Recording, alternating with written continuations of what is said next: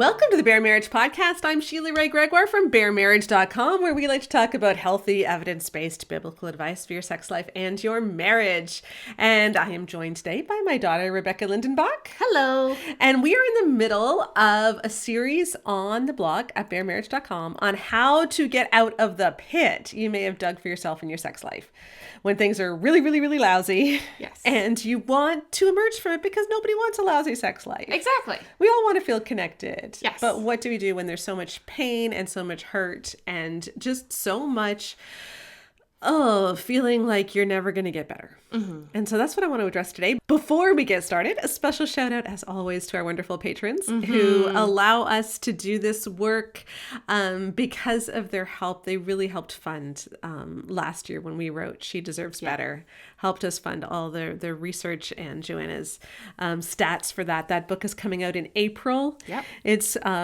It's Raising Girls to Resist Toxic Teachings About Self, Sex, and Speaking Up. Is that right? I think something like that. Something like that. We can never remember our subtitles. Yes, but She Deserves Better. And the patron money is also going to support 2 other big marriage surveys we're doing in this next coming year, and all kinds of really cool things. So we're very grateful to that money that is just letting us continue this work. So if you want to support us for as little as $5 a month, you can do that at patreon.com/baremarriage and get access to our Facebook group.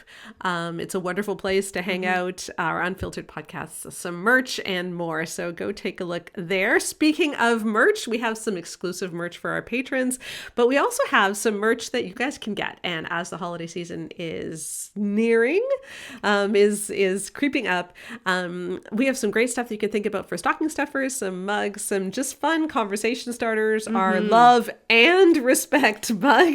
Yes, exactly. Because healthy people for anyone who gets it. Because healthy people need both. All our cool stuff turning biblical womanhood on its head and more. So we will put the link to that. If you go to baremarriage.com and click on the store, you will find our merch, and we'll put a link in the podcast notes there. So thank you for that. Okay. Last week, we were looking at the 4-point plan on how to get over these terrible ruts and the pits that we dig ourselves into. And how to undo the damage that you may have caused for years. Exactly. And so first of all, it comes to redefining sex, understanding that it's not a commodity. It isn't something that she gives and he takes or that he's entitled to. It is the natural culmination of the intimacy and the relationship that you already share. So we need to see it that way. And then it comes safety. That's where you feel safe, you feel intimate, and from there, affection and sex can then bloom. But we have to get these pieces in place first. So we covered safety last week. We covered redefining sex last week. What I want to talk about today is the phenomenon where you could really want to get better, but you could just feel like it just can't happen. Because, maybe you've married 17 years and you've never had an orgasm. Yep. Or else then the other side of it where you just don't want to get better anymore. Yeah. And you don't know how to want to get better. Yeah. You just hate it. You just hate sex. You don't think it's for you. Yeah. For whatever reason. It's just become a mess. Yeah. And when we were talking about the concept for this podcast, I immediately piped up, that's just learned helplessness and learned hopelessness. Right. We want to talk about this concept to explain how we can get to a point where we can know that something is good, but just completely feel apathetic towards it. Yeah, and just not have any energy, any emotional bandwidth to even try to get better. Well, let's explain it on that great note. So there's been a whole series of experiments that were done around the 60s where they pretty much just did horrible things to dogs to see how they'd respond. Yes, so don't worry, these are not currently being done in universities today. No, and there are a bunch of different iterations of this experiment, but the main one that I learned about that were taught in every single psychology class. Yeah, I was taught about this one too, so I remember it too. Is that what they did is they would have these dogs in a cage. They'd sound off a bell or flash up a light or something like that, and then a couple seconds later, the dogs get shocked. Right. Through like the bottom of the cage or through a harness or a collar or something like that. Okay. So the dogs bell or light and then a couple seconds later, zap. So what would happen is the dogs started to realize, ooh, that bell does not bring good news. They would freak out when the bell happens. They'd run around. They'd try to do anything they could to get the shock to not happen. They'd bark, they'd cry, they'd whine, they'd scream. They'd be so scared. And then the shock would happen and they would just kind of then wait until the bell happened again. And it was just this anxious mess as these poor dogs are being tortured. They're being absolutely tortured. Yes. Okay, yes. like they're in this horrible little situation. They can't get out of it. And nothing they do is really making it stop. Right. Eventually what happens, which is interesting, is the first two interesting things happen. First of all, the dogs start reacting to the warning sign the same way they react to the shock. Right. So the warning sign starts having just as much of a psychological influence over the dogs as the actual shock itself. Right. So, and this is called classic conditioning. It's really common, you know, it happens in humans all the time. Okay. And remember this, because I'm going to come back to this in a minute in the podcast when we talk about how this relates to sex. But keep going. We are. But then the other thing that was interesting is after that had happened, after they started reacting to the bell, they kept going for longer and longer, and the dogs stopped reacting at all. A lot of them just lay down. And they just accepted that the shocks were coming and there was nothing they could do about it. Yeah, they just gave up. This was called learned helplessness. Yes. This is what Seligman and colleagues tend to call learned helplessness, which is you have learned there's nothing you can do and there's nothing you can do to stop it, and so you just give in. Now, what's interesting is that they did like a follow-up experiment to this where they had a different setup. They had a cage that had like a little divider in between that was easily low enough for dogs to step over, like not even having to jump. It's just so that there's clearly two different halves of a cage. They had some dogs that had been put through this first torture chamber and some dogs that were fresh. Okay? Right. Same thing. Buzzer, zap. But the zap only happened on the side of the cage that the dogs were in. Right. And so all the fresh dogs saw that, oh, that's not great. And they jumped over to the other side. And then the bell came, they zapped, and they didn't get anything. So like, okay, this is the safe part. Yeah. And that they just learned. They figured it out. They didn't get zapped. Right. The dogs who had already learned helplessness didn't even try, even when their environment changed. So the dogs that had learned helplessness did not try to walk over, even when they now had an escape route. Right. So they didn't say, hey, this is new. Maybe there's hope. Maybe I can escape this time. No, their learned helplessness had turned into learned hopelessness. And that's why we talk about the learned helplessness and learned hopelessness as two different things. Learned helplessness is I can't do anything in my situation that's ever going to change anything, so I might as well not even try. Right. Learned hopelessness is there's never an escape no matter what. And so even when your situation changes, you still just keep giving up. Right. And how did they get the dogs to eventually escape? I think this is really interesting. So they had to actually physically move the dogs. Yeah. So they had to like take their little legs, walk them over the barricades, get them onto the safe side, and then allow the buzzer and the zap to go a couple of times while the dogs were safe. Right. So the dogs had to be physically forced to move. Like they weren't doing it on their own. Yeah. And that's when they realized it was safe, was when they saw the buzzer go and it stopped being paired with the shock. Right. Right. That's when they started to realize that they were safe. But it took a long time. It took a long time, and someone had to physically make them do it. Right. Like the dogs were not helping. The dogs just were going limp. Like it was. Yeah. It is truly. If you're really into animal rights, I maybe not look into this one too much. But it's incredibly interesting. It's one of my favorite experiments. Yeah, in terms of what we learned. In terms of interest. As a dog owner, you would never want Winston. No, as a person who is interested in psychology research, I find it incredibly interesting. Okay, here's another example. Yes. Of a learned helplessness experiment they did recently, which did pass ethics guidelines. Well, this one's totally fine, yeah. Yeah, which is, I think it's quite funny. So it was a classroom setting. And they divided the classroom into two groups, but they didn't tell them that they were divided into two groups. Yeah. And they gave the kids, every kid got a set of 3 words. Now, group 1 and group 2 got different sets of words. But the goal was to create an anagram. So the word, for instance, one of the words was bat. And so you were told, try to think of another word that uses the same letters as the word you've got. Yeah, just tab. Right. And the kids were told, as soon as you see a word, as soon as you can think of a word that uses all the letters, put your hand up. Now, the kids thought that they all had the same lists. Yes. But they did not. No. So, for instance, for word 1, half of the class had bat. Yeah. But the other half of the class had the word whirl. Like WHIRL. So I want you to picture this, okay? So the kids look at their papers and the teacher says, as soon as you can think of the word, put your hand up. And almost immediately, half the kids' hands go up. Yeah, and then the other half of the classroom, and this is on YouTube, you can look it up. We'll put a link in the podcast. It's really quite funny. The other half of the kids are looking. Like, and what? And all these hands are up, and they're looking at their word, and they cannot think of it.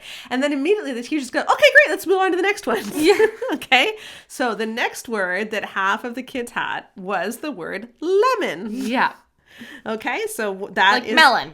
Melon, Yeah. there you go. Okay, the other half of the group, they had the word slapstick. Okay, so Same thing happens. Immediately, half the kids' hands shoot right up. The other half is still just like, what the heck is happening? yeah, do not understand at all. Yeah. Then we come to the third word. Now, here's what's interesting. For the third word, both groups had the same word. Yeah. Okay, and the word was cinerama. Yeah. Now, the funny thing was, I actually had to think about this, but I got it fairly quickly. Yeah. You didn't. No, okay. We looked at it for all of 5 seconds, and I was just like, I don't know, because I'm usually very good at word scrambles Yes, and these kinds of it's things. the word American. American, but trust the one who's just fully Canadian and not at all American to not get that one. So what happened here was that the group that had tab and melon, or lemon or bat, whatever it was, you know, they did put their hands up pretty quickly. It took them a little longer. It took them longer, But they did it. but a greater proportion of group 1 put their hands up than group 2. Yeah. And what they're thinking is that group 2 just learned the lesson, I'm not good at this. Yeah. I'm not good at anagrams. Yeah. These just aren't for me. These are too hard. This isn't my thing. And the thing that I remember seeing is that for the group who had the actual possible words, like the ones where it was possible to do this for, the first 2 were incredibly easy, and the third one is actually quite difficult. Yeah. And so both of them had the same level of difficulty on the last word, but because they had bolstered their excitement and their feelings of competency, they were willing to work through it, whereas the other kids were not less competent. No. They were at the beginning of the assignment, they were in the exact same situation. Yeah. That's learned helplessness. Yeah. So anyway, it's a really fun video to watch. It's a good one to talk to your kids about, actually, like just from a totally psychological standpoint. And, you know, what does it mean if you're in the situation where you think you're not good at something? Exactly. And how can that affect you? And so how can we overcome this? So it's a fun video.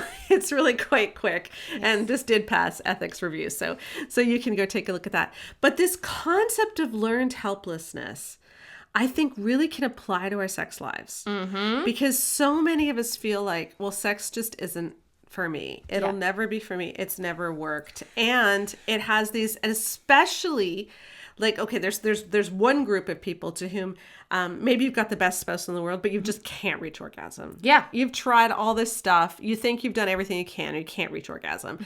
So sex becomes frustrating. It becomes resentful. You become bitter about it because this isn't working. Because I'm a failure. All these horrible things. And every single time you have sex, that happens. Yeah, it reinforces that idea. I am broken. Everybody else is enjoying this except for me. You might start to think, why is he making me do this? You know, like, why is this easier for him than it is for me? This isn't fair. All those kinds of things, which just makes sex really, really unpleasant. Yeah. Now, we do have an orgasm course for those where the problem really is just orgasm. It isn't like relationship and things like that. So you can check that out. We will put a link in the podcast notes. But then there's the other group too, where it isn't only that sex doesn't feel good, or maybe sex actually does feel good, but it just has so many negative repercussions. Like we were talking about last week, how it makes you feel dirty. It makes you feel used. I think it was 18% of our respondents in the Great Sex Rescue Survey that we did.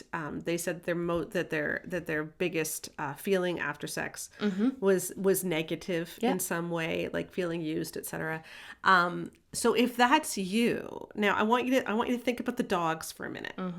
How at some point, even the bell, they react to even the bell. Yep. Because when you know that something is coming that is going to make you feel used, you're going to want to avoid that. Yeah. And anything that reminds you of that is going to cause almost a trauma response, like a fight or flight or freeze or something. Like you're going to not want it to happen. And I think this is one of the reasons why so many women react like they jump if their husbands touch them or try to kiss them. Because I also think that there's that level where it's like the sex itself can be the bell, but the touches or the or even the bids to go for a date night or to do things, or this is what I'm literally saying. anything. Where if sex itself is not pleasant for you, your brain, we are, as human beings, we are amazing statistical learners. That is literally like the number one way that we learn is in infancy, is statistical learning. We learn when mommy has spoon in hand, I am likely to have food in mouth, right? And so if I we learn things that are in this just likelihood. If A, then B is pretty much how our brains work. Which is why when you don't give kids stability and consistency, it's much harder for kids to learn things and to develop in other areas. Exactly. Yes. There's lots of complicated stuff there, but in essence, we're incredible statistical learners, and so often our bodies and our subconscious minds learn and pick up on things that we in our conscious minds don't even get. So you have these women where they've been having sex for like 10 years. They've had no orgasms, or maybe very, very few, or pleasure is very fleeting if it happens. They're starting to feel really resentful. They often feel quite used after sex. They've got the obligation sex message blaring in their head, and so sex feels more like a duty than it does like a fun activity. There's just a lot of negative stuff there. And then they start to wonder, why don't I enjoy kissing anymore? Yeah. Why do I always flinch when he hugs me when I'm doing dishes, right? Yeah. Like, why do I find myself panicky if he takes my hand while we're watching a movie? Why do I want to go for dates with him in my mind, but then when he says, hey, we should have a night together, I immediately just start feeling, ugh, not again. Yeah. Like, even, why is this happening? And this is all happening on the subconscious level. Because you're a dog and the bell has just rung. Exactly. It's that, sex is coming, right? Because often we, in our conscious minds, we can't put two and two together, but our subconscious put it together. When he acts like this, sex is likely to happen. Yeah. Or he is likely to ask for sex. And so it is good, I think, to listen to what is your body saying and figuring out, okay, what is this bell ringing? What is this bell warning me about? Yes. What is my body not wanting? What does it mean to be a biblical woman? Does it mean being gentle, quiet, and meek? Well, what if being a biblical woman means standing up like Esther, setting boundaries like Vashti, leading like Deborah, prophesying like Miriam, teaching like Priscilla, or even winning battles like Jael? Christmas is coming, and I've got some amazing Be a Biblical Woman merch in our store. It makes a statement. I got mugs, coffee thermoses, t-shirts, notebooks, everything. I've got you covered, and they make great inexpensive gifts and stocking stuffers for your friends, your family, your coworkers, even your church. So check out our merch at the Bare Marriage store and spread a new message about biblical womanhood this Christmas. Okay. Yeah. So we've got this situation that is no bueno. Yes, no good. The couple doesn't want to be stuck here, right? We want to get to recovery, but we've got this learned helplessness, right? The bell rings and we panic. Yeah, whatever that may look like for you. Like, how do you get, and I think what a lot of women want to know, and what a lot of men want to know too, is like, how do we get to the other side? Yep. How do you get to the safe place? Yeah. And I think that what this really comes down to, and we've already said this before, is you got to have the zap has to stop happening. What this really comes down to is that the zap has to stop.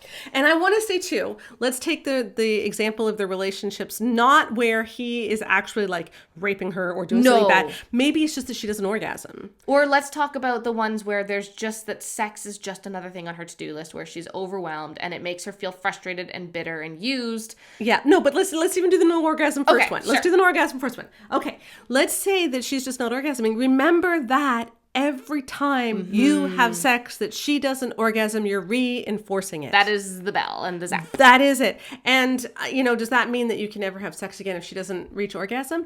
Well, maybe you need to take intercourse and his orgasm completely off the table for a couple of months and just work on hers. Yeah, I'm going to be honest. There's a lot of couples who message us on our comments where it's like, we've been married for 17 years. She's never orgasmed. And now I want to make her feel good during sex and she won't let me. And I'm like, well, buddy, you've been feeling good for 17 years. Maybe you wait.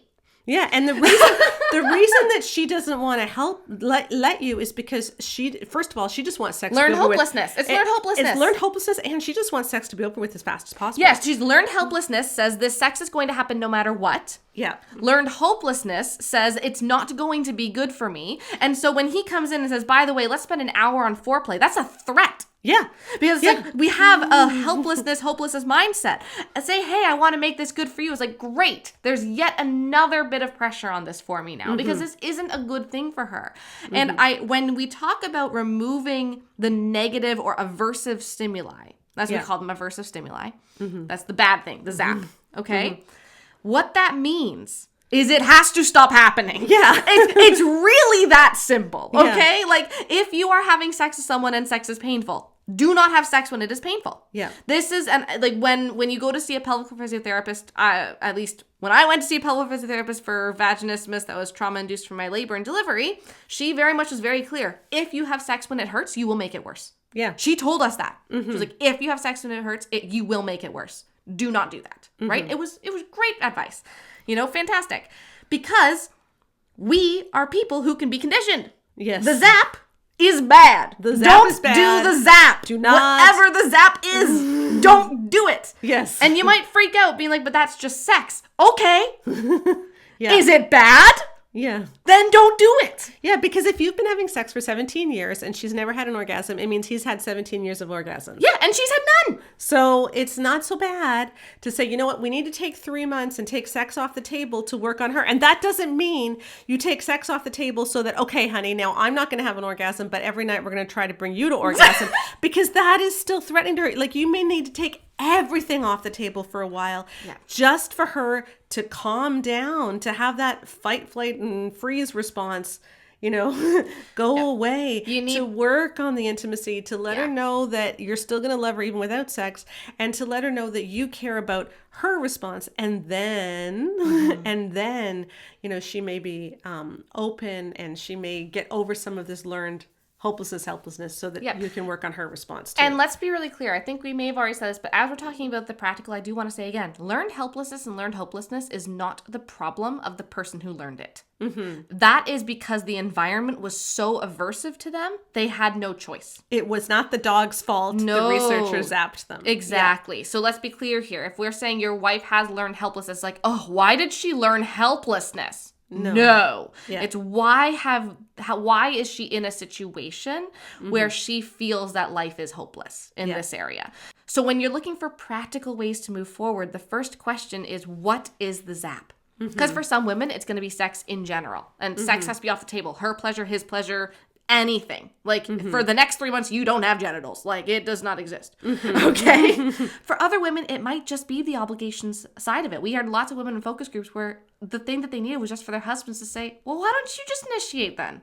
I just won't initiate anymore. We'll just have sex whenever you want. And the pressure was totally lifted, and that was enough for them. Now, other women are in the opposite situation where their husbands tell them you need to initiate. Exactly. And so for some people, it's like it just depends what the zap is. Exactly. Because it looks different. So we're not telling you what your zap is. We're just saying whatever is the thing that makes you feel bad. Yeah. Maybe the idea of not having sex feels bad for you, but you'd really like to have some selfish sex for once to kind of be able to enjoy it again because frankly, he's been having selfish sex for 9 years. Right. Like, that might be the thing that you guys have to do. Yeah. It's going to be totally up to you and your relationship, but what you have to be focusing on is what's the warning bell that I'm reacting to and what's the negative association? And how can I separate those two things out so that this perfectly normal warning bell that is not actually a problem, like hugging, like kissing, like date night suggestions, like initiating sex,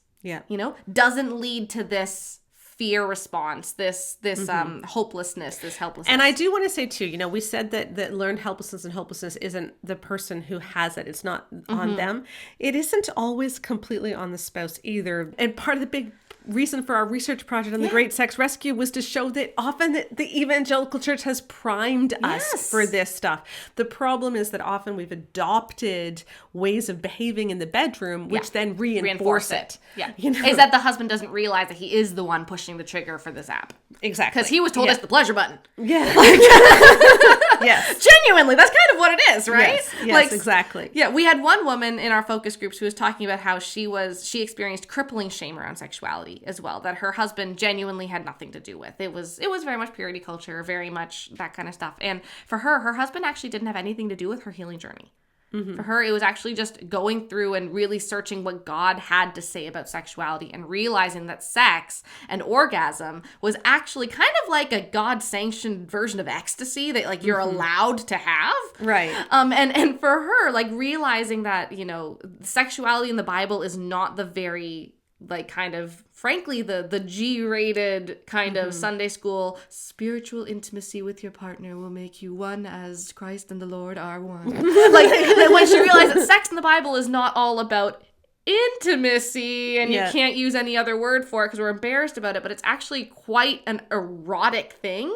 She was able to overcome a lot of her self-consciousness. So sometimes the healing journey you have to go through is going to be individual. Yeah, and but that doesn't mean you caused it. No. And sometimes it means that you need to go through something with God, with your faith, etc. So that's why we want to give some practical advice, but we can't give specifics. Because everyone's different. We all have different triggers that make us think that zap is about to come, right? And we all find different things aversive. So if this is a problem for your marriage, I mean, based on these experiments and just basic learning principles, I love learning principles. They're my favorite courses of all time. It's going back and figuring out what exactly is the thing that is giving me a negative response. So let's go back to the example of a woman who realizes she hates kissing. Okay. So she's like, man, like we've been married for 5 years and I hate kissing now. Well, and she realizes that kissing just makes her feel on edge because like, oh, maybe he's going to ask for it or, you tends to be more romantic when you want sex. And so it becomes a little bit of a trigger for like, we're going to have sex that I'm going to feel exhausted through and it's going to do nothing for me. And she and him decide that, okay, so we're going to stop having bad sex. Frankly, we're going to stop having bad sex for a while and we're going to really work on romance separate from sex. So first of all, what we're going to do is take literally everything off the table. No bell, no zap. So no kissing and no sex, right? And then they decide to put kissing back in and, well, they know that no sex is going to happen. So first of all, she's been proven that no sex is happening no matter what. And now it's like, now let's be affectionate again. And let's start to cuddle and we'll hold hands while we're on walks and we'll do all these different things and no sex is happening. And there's no repercussions for having no sex. Right. We're not adding a new zap. Right. We're not saying, well, I kissed you and held your hand and didn't have sex, so why can't you give me a back rub? No, like this is just... Yes. This is just positive. Yeah. No zaps. Yes. And then eventually you can start to really enjoy kissing again because you know that the negatives are not coming, and then you can work on, sex should not be a negative, but it's really hard to work on making sex good if touching is a problem. Yep. And so that's why we sometimes have to just move way back and recognize where is the conditioning taking place. And how can we undo that? By proving, not with words, not with intentions, not with just good beliefs, but proving with actions that my spouse is safe. Yep. Yep. And that's what it looks like to rebuild safety because so many of us have just got this learned hopelessness. Things will never get better. I will never enjoy sex. My marriage will always feel terrible. My body is broken. And those are really hard mental spirals to get out of if things in your life keep confirming them. And so we have to back the truck up. And I think it can be a profound show of love to your spouse to be willing to do the hard work to carry them over into safety. Yeah, exactly. We have an interview that I want to play now with the counselor because a lot of people, the zap that they've experienced is a spouse's porn use or sexual sin in some way. And what do you do when that's the zap? Yeah. And how do you rebuild there? So I want to hear this. Sam is a licensed counselor who deals a lot with sexual addictions and sexual sin. And let's just hear what he has to say as he counsels couples. So I am so pleased to bring on the podcast today Sam Tielemans, who is from Las Vegas, where he is a marriage and family therapist helping couples deal with porn and its aftermath. So thank you, Sam, for being here. Thank you so much for having me. I really appreciate this. I've been looking forward to spending some time with you. Absolutely. One of the big things we've been talking about on the blog recently is, and this is why I wanted to have you on, is this problem where often in Christian circles, we're told that we're supposed to forgive and trust and do all this work of reconciliation. But sometimes that is portrayed as like the first step rather than how to rebuild trust in the relationship and what that real repentance needs to look like. So I was hoping that you could just tell us how you take couples through this and what you're looking for in whether or not a man or a woman is addicted to porn, whichever, but whether they're actually serious about recovery. Yeah, I think it's a great question. So one of the first things that I do when I work with couples is understand if they're both on the same page. What I mean by that is like in terms of their goal, because sometimes if a wife comes in and says, there's too much damage, I don't want to work on this, but the husband says, I'll do whatever I can. But she's like, no, I'm like, if they're misaligned in their goals, then there's a conflict there. And the same thing is true for the opposite. If the husband doesn't really think it's a big deal and the wife does, there's just a different path, right? Because you can't make him do anything. Right. But for the couples who are on the same page and want to heal, but they just don't know how and they don't know what to look for, the first thing that I like to do is try to better understand why it happened. Because if you don't have a better understanding of why somebody struggles with pornography or any other like coping mechanism, if you don't know why, I guess let me speak to that a little bit. When I work with people who are struggling with addiction, it's because they're coping with pain. It's an escape for them. Some people choose food, some people choose alcohol, some people choose pornography. Like there's so many different ways for us to cope as people. And for people who are exposed early when they're young, it often becomes, that can become an easy choice for them because it just helps them get away from whatever's happening emotionally at the time. And then it just becomes a habit. Then it becomes something that's ingrained. And so the first thing is to better understand why it's happening. What are they escaping from? What are they struggling with? And once we can identify that, then you can actually deal with the issue, because it's not because, sometimes there's some misunderstandings with pornography and sexual addiction. It's not because the husband's not getting enough sex at home. That's why he's turning somewhere else. Like it has nothing to do with that. Sex has become an outlet or an escape. It's a mechanism that he's using to cope. And so we have to better understand first what that is. And then once you do, then you're tailoring your time towards addressing that issue, because once you do, the behavior almost takes care of itself. There's things that you can do to help with that, but in terms of eliminating the addiction, like we have to understand the core of it. And in terms of being able to rebuild trust in the marriage, the wife needs to understand what happened and why, or else, she's afraid the shoe's going to drop, the other shoe's going to drop, and she's not going to be able to protect herself. So that's always where I like to start with couples. Right. Now, I'm curious what you said about how, like, if they're not on the same page, like if a wife feels like she just can't, like the pain is too much, even then, this is still a worthwhile thing to go through with the guy, right? For like sure, it might not 100%. be Oh, to yeah. restore the marriage. Yeah, I agree with that 100%, because whether or not the wife says I can do this, most of the time when I'm working with people, they both want the change. They both want him to overcome this. And sometimes I work with people where the wife says, I need you to get better. Like I'm not in a place to work on the relationship. I don't want to heal right now. I'm too hurt. I'm too much in pain. There's no trust. Like you have to figure this out. So then, yes, I'll work with the husband to then help him work through this, to then build the bridge to start to repair the relationship. But yeah, either way, it's so important for the husband to get the help if he's the one that's struggling. Right. And okay, so if you're that wife and, let's say you've married for 15 years and you found out on year 4 that he used porn and he swore he'd stop. And then you find out on year 7, when you're pregnant with your second kid, that he's using it again and he swore he'd stop. And now this has happened like 4 times. And how do you know this time's going to be different? Like, what are the signs that she can look for that he's serious this time? Yeah, it's a great question. I think it goes back to the one, at least in part, we need to understand why it's happening. Because if he's just like, I don't know, like I promise I'll stop, there's no new variable in that. In other words, his commitment isn't enough. Right. Because if it was, it wouldn't be an issue. He could just realize, oh, this doesn't work in my marriage. I need to stop. And then he does. But for the people who go back to it, it's not because they're not committed. And I think that's a part of what is so tricky about all this. If I've had, I don't know how many conversations with people where the wife says, you knew that this hurt me, You knew this was a problem and you did it again. Mm-hmm. And on its face, I'm like, of course, like it makes perfect sense why she would say that if they had a very clear conversation. And he goes back to it. It's like, well, she interprets that as he must not care. Yeah. When in reality, it's not about not caring. It's he doesn't have the tools to sustain the decision of not going back. It's Mm-hmm. he gets wrapped up back into these old patterns. And if you don't address why he's there, it doesn't matter how fervently he commits. Without the tools to create a new pathway, it's not going to work. So like I said, in terms of like first steps, he's got to understand why it's happening. And then number two, she has to see him taking steps towards those things, whatever that might be.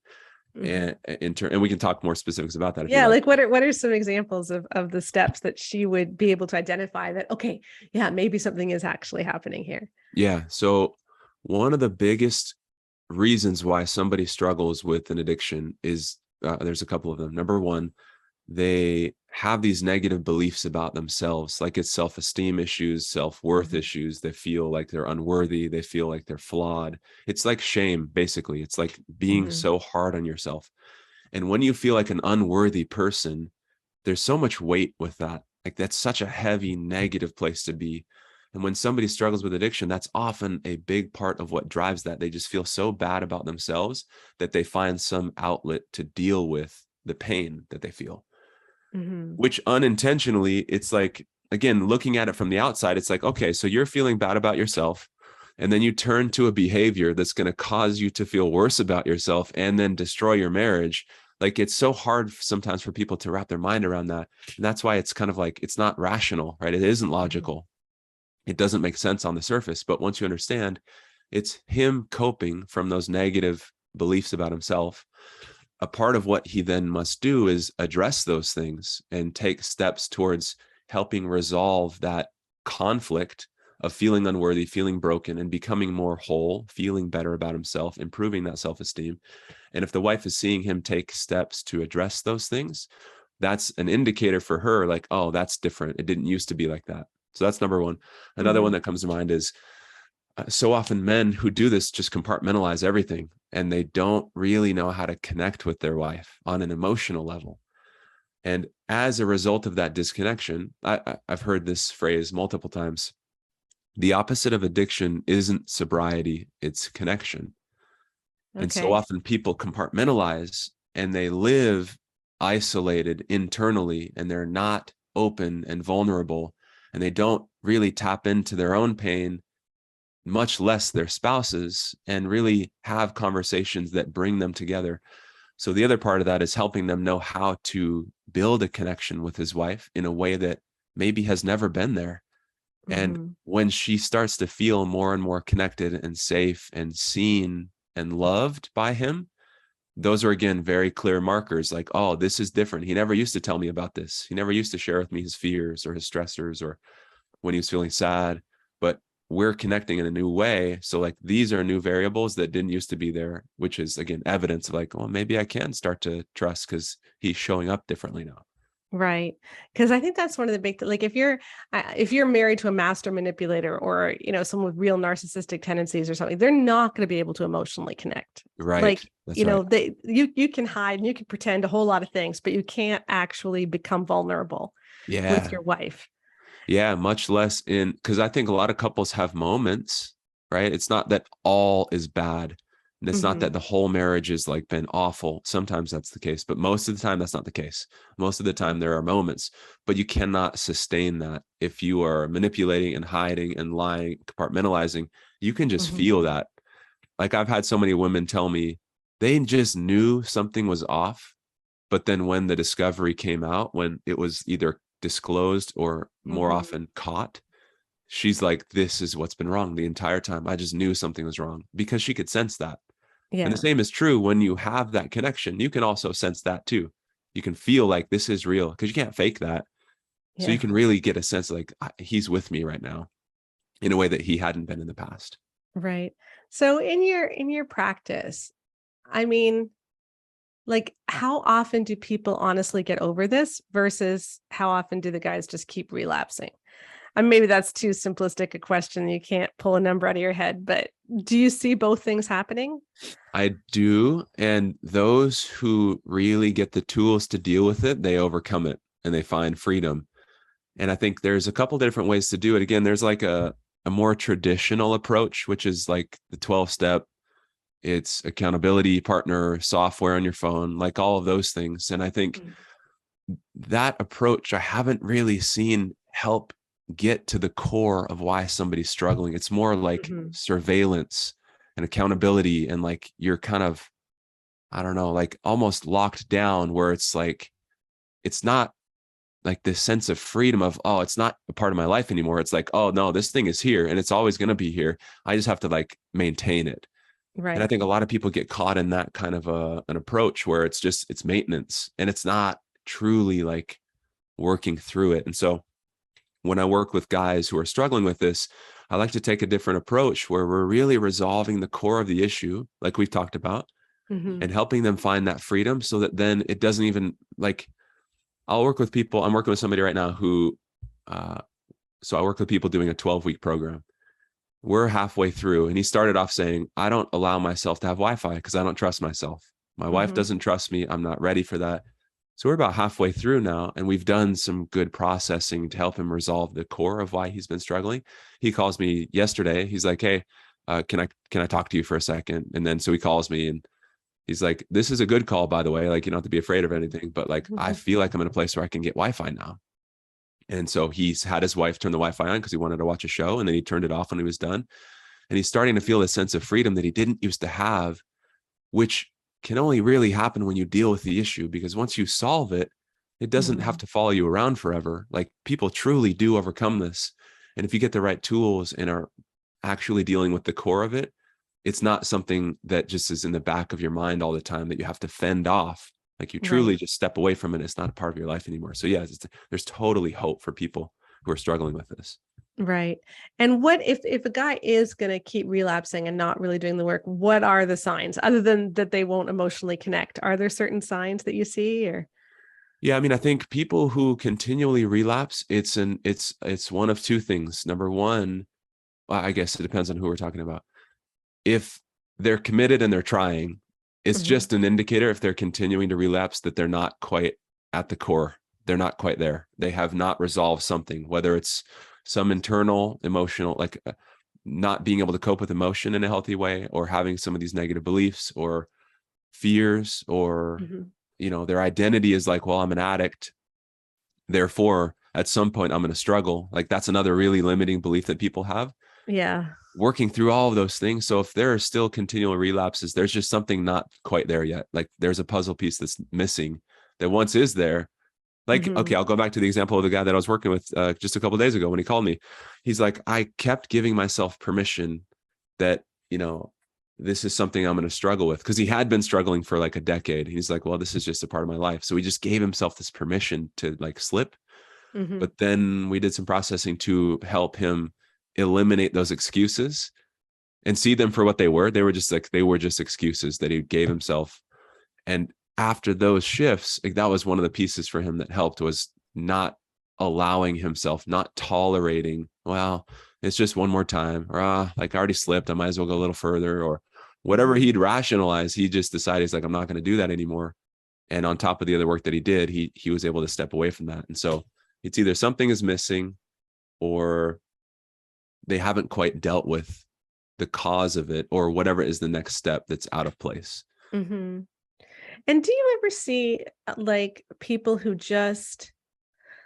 they're paying lip service to recovery, but they're not really invested in it, and they're still, you know, blaming their spouse or externalizing all the reasons? Yeah, for sure. I think that's really common.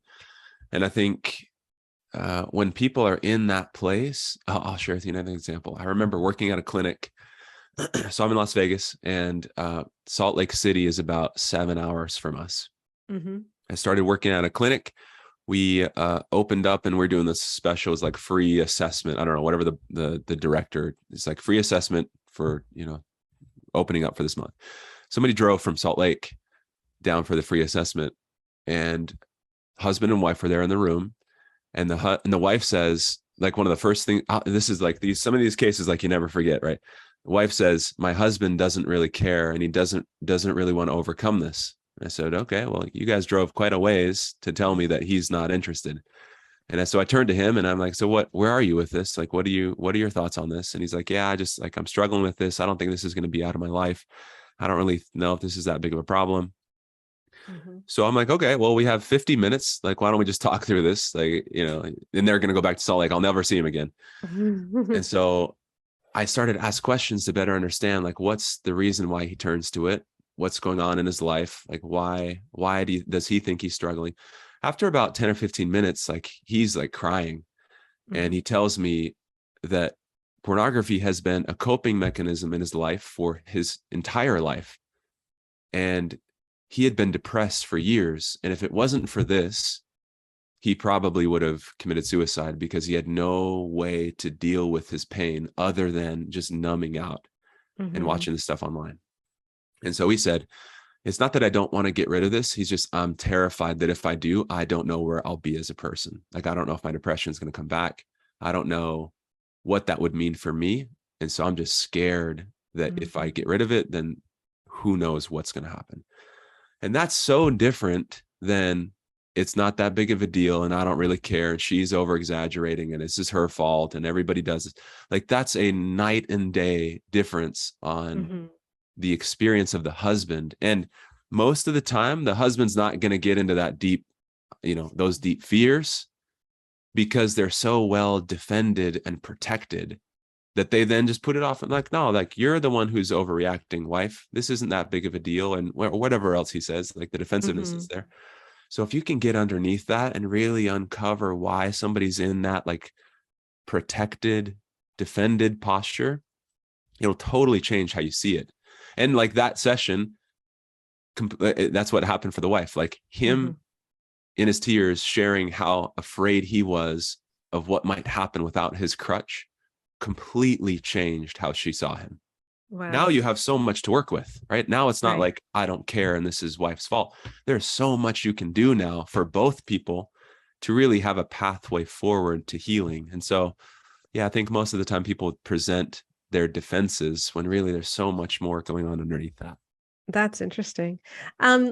What would you, or how do you counsel couples when she just feels really betrayed and isn't sure, even if he does do all of this good work, how can she get over the betrayal? Like, how do you help him help her get over the betrayal? Yeah, it's a great question. I think that's very often where women feel so stuck, is they're so hurt by this. A part of why it hurts so much is, of course, because it's like, for most couples, that's such an important sacred part of the marriage. And if he turns outside of the marriage, there's betrayal there, because that is supposed to be reserved for just them two. And so often what happens is when husband turns outside, and by the way, as a quick little sidebar, this goes both ways. I keep saying husband, but this is both, right? I'm just like shorthanding it, right? Yes. So wives struggle with this too, but just for shorthand. So the husband, if he turns outside of the marriage, it not only breaks that bond, but number two, it can either create or amplify her own insecurities of not being enough, not being attractive, not being beautiful, not being sexy. Like, it really causes a lot of damage on that level too. And so a part of what helps when healing this is addressing the core wounds inside of her. If she got the message, well, my husband did this because he doesn't care, then we know that the opposite must be addressed. We must make sure that he can communicate how much he really does care. If she took the message, I'm not enough for him, so he turned away, then again, the part of the treatment is making sure that she feels reassurance and resolve that it really had nothing to do with her the whole time, but that he was struggling with his own stuff and she is enough for him and that he accepts her. So wherever she's feeling hurt, so often when people can't get past it is because those hurts are not being addressed. They're just being brushed over. And it's like, well, he's doing better. He hasn't slipped in 6 months. Wife, why are you still upset? Shouldn't you forgive him by now? Like, if she gets those messages, it's like, I don't know. Like, I don't know. I think in these like images and analogies, imagine like you're crossing a fence and then your sweater gets hooked on a chain link fence. You can keep walking, but unless you go back and unhook where you got stuck, things just keep like unraveling. And I think the same is true with this. If her pain is not addressed and her insecurities or fears aren't really resolved, she's going to just stay stuck there, because you can't just forget about this. So I think that's one big part that helps couples heal. Right. Okay. So I have so many couples. This is probably the number one thing people ask me about, who really need counseling in this area. What are some red flags? Like if they're going to see a counselor, do you have any suggestions on how to identify when this counselor is not really going to be able to help you when it's about porn? Yeah. I mean, I think if you're getting any of those messages of, oh man, there's a handful of things we can say. If the wife feels blamed in any way, it's not going to be a good fit. Because there has to be like this is such a nuanced, complicated issue, right? And so there's so many moving parts that you have to understand. And so if the therapist just, again, doesn't understand addiction and doesn't understand what drives it and why husband is struggling with it, or wife again, then they're going to give advice that is going to be so misapplied in your relationship. So it's not, so if you're hearing advice like, just go on more dates, spend more time, have sex more, wife, this isn't that big of a deal. Like that happens for a lot of couples when they go in, they hear that type of messaging. So if you're hearing that, then you just know they're not trained. It doesn't mean they're a terrible therapist. It just means like they don't have the skill set to deal with this complexity because they just haven't been trained in it. So knowing that if you're feeling blamed or any pressure, then it's probably not going to be the right fit. That's probably one of the biggest indicators. And then number two, if they're not actively addressing, if you start and it's like, okay, no, it feels pretty good, and he's understanding us both. If they're not making sure that the husband's actively addressing the core of the addiction, if it's more like maintenance and surveillance type of stuff, and like, again, accountability, not that there's anything wrong with that, but that doesn't heal the core of it. So if it just doesn't feel like those core things about self-esteem, core beliefs, connection, learning how to not compartmentalize, then you might not be getting deep enough. So there's a couple little signals. Perfect. Well, Sam, I really appreciate you coming on here and helping us out with this. Where can people find you? Yeah, sure. Thank you for having me. It's like, I think this is an issue that affects a lot of people. So I appreciate the work that you're doing. And I know that you have a book about, you said the Great Sex Rescue, and there's so many tools that you're providing, which is so phenomenal, because I know that a lot of people are struggling and they feel alone in this. So I think it's great you're offering resources for people who are struggling too. In terms of, I have a website called coupleshealing.org, where I've got a couples course that's free. I've got a podcast for couples and individuals who are struggling with this that you can find some information on the website, but all of it's there on that website. I will put a link to your website in the podcast notes so people can find you. And I really appreciate this. We'll have to have you back on to talk about some other big counseling thing. Yeah. Thank you so much for having me. I really appreciate your time. Thanks, Sam. So what I get from that is that, as we're looking at this whole problem of sexual sin, we have two competing issues. Yeah. One is you certainly don't want to be in a situation where your spouse is honestly changing and is honestly doing the hard work and is really getting real and understanding, that they've hurt you and understanding the root of the problem, but you're stuck in learned hopelessness and helplessness. So if your spouse is doing the work, we do want to acknowledge that, hopefully, if you're able to, right?